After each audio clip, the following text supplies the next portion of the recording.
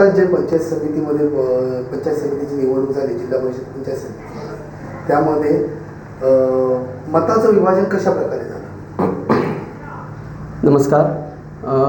आत्ताच आपण अध्यक्ष महेशजी नारकर यांच्या प्रेसमध्ये आपण ऐकला की महेशजी नारकरांनी बरोबर मुद्दे घेतलेले आहेत. साळसकर साहेबांनी जो काल मैत्रीच्या याच्यात, ते आधी शिवसेनेचे ज्येष्ठ नेते आहेत आणि त्यांनी मैत्रीच्या याच्यातच काल त्यांनी एक प्रेस घेतलेली आहे की कुठेतरी चुकीचं घडलं आहे असं एक वातावरण त्यांना दाखवायचं आहे. तर मी थोडंसं सांगू इच्छितो की जेव्हा निवडणूक झाली तेव्हा साळसकर साहेब विरुद्ध आमचे घाडी, विष्णू घाडी यांच्या विरुद्ध झाली. विष्णू घाडी हे स्थानिक उमेदवार आहेत. स्थानिक उमेदवार असल्यामुळे थोडंसं त्यांच्या लोकांबरोबर, स्थानिक लोकांबरोबर हितसंबंध असणारच. आणि साळसकर साहेब जरी म्हणत असले की पक्षाची ताकद आहे, मी तिथे प्रचार करतो, सगळं बरोबर आहे, पण जर तुम्ही मतविभाजन बघितलं असाल तर त्यांना गोवळमध्ये, विष्णू घाडी यांना गोवळमध्ये मताधिक्य जास्ती आहे. मग जर आम्हाला जर असं कुठे कोणाला काय करायचं असतं या पक्षामधल्या लोकांना तर सगळ्याच गावांमध्ये झालं असतं. उदाहरणार्थ तुम्हाला एक छोटंसं त्यात सांगतो की पाळेकरवाडीमध्ये साळसकर साहेबांना हायेस्ट लीड आहे. मग तो जर तुम्ही अंदाज घेतला तर हे मतदारांनी त्यांना दिलेलं मताधिक्य आहे. मग आज जर साळसकर साहेब असं म्हणत असतील की कुठेतरी हे चुकीचं होतं तर तुम्ही ज्या मतदारांनी तुम्हाला मतदान दिलं त्यांच्यावर तुम्ही अविश्वास दाखवत आहात की ज्यांनी आपल्यावर विश्वास ठेवून मतदान केलं आहे त्यांचा सन्मान केला पाहिजे आणि आपलं कुठे चुकलं हे शोधलं पाहिजे. आणि ही चुकी सुधारण्यामध्येच प्रत्येक नेत्याचं यश असतं. हार जीत ही कायमच असणार. हार असली म्हणून काय कधी जीत होणार नाही अशी नाही आहे. त्यामुळे साळसकर साहेबांनी खचून जाऊ नये. माझा त्यांना मैत्रीचा सल्ला आहे, यशासाठी पराजय हा सहन करावा लागतो, पराजयानंतरच यश आहे.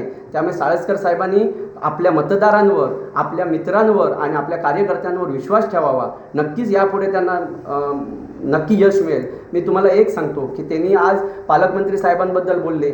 साहेबांचा एवढं मी साहेबांबद्दल सांगू शकतो की साहेबांनी एकदा एखाद्याला शब्द दिला की साहेब कधी पाठी येत नाही, मग कुठे पक्ष आणि काय उमेदवार बघत नाही. साहेबांनी प्रत्येकाचं काम प्रामाणिक करायला सांगितलं. त्याप्रमाणे जेवढं काम करता येईल आम्हाला तेवढं आम्ही काम प्रत्येकाने झटून काम केलं. आणि आज त्या ज्या बिनविरोध सीट झाल्या त्या सर्व बिनविरोध सीटमागे एकच नाव आहे, माननीय पालकमंत्री श्री नितेशजी राणे साहेब यांच्या एका नावाच्या करिश्म्यावर लोकांनी आपले फॉर्म मागे घेतलेले आहेत.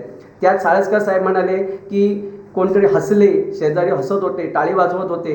पण एक सांगतो, कुठेतरी एखादे भाषण चालू असताना कोणतरी एखादी मिश्किलमध्ये गोष्ट सांगतो आणि त्या गोष्टीवर कोणतरी हसतं, त्याचं कुठेतरी मनाला लावून घेऊ नये साळसकर साहेबांनी.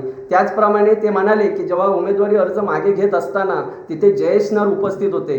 जयेश नर आमच्या पण जिल्हा परिषदेमध्ये उमेदवारी अर्ज मागे घेत असताना जयेश नर तिथे होते. स्वतः जयेश नर मला तिथे भेटले. तेव्हा जयेश नर म्हणाले, मी कोणाला विरोध करायला आलेलो नाही, पण कोण मागे घेत आहेत किंवा काय करतायत हे स्वतः डोळ्याने बघायला आलेलो आहे. त्याने आमच्या इकडच्या उमेदवारांची स्वतः चर्चा केली. तेव्हा आमच्या इकडच्या उमेदवारांनी काय सांगितलं की आम्ही विकासाचा विचार करून येणाऱ्या गोष्टीला पालकमंत्री साहेबांचा आम्ही पाठीशी राहण्यासाठी आमचे फॉर्म मागे घेत आहोत.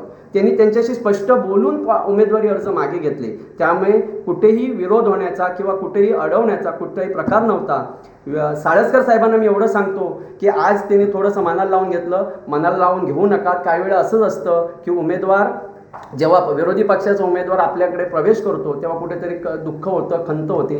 तर खंत बाळगून घेऊ नये. यापुढे जसे आपण एकत्र आहोत असेच एकत्र राहू. पुढची दिशा ठरवू आणि यशस्वी होऊ. एवढाच आपला मैत्रीचा सल्ला देतो आणि आपली सर्वांची रजा घेतो. जय हिंद, जय महाराष्ट्र. बातम्यांसाठी आजच सबस्क्राईब करा आपला Sindhudurg digital news channel. Like करा, शेअर करा, कमेंट करा आणि महत्त्वाचं म्हणजे बेल आयकॉनला क्लिक करा.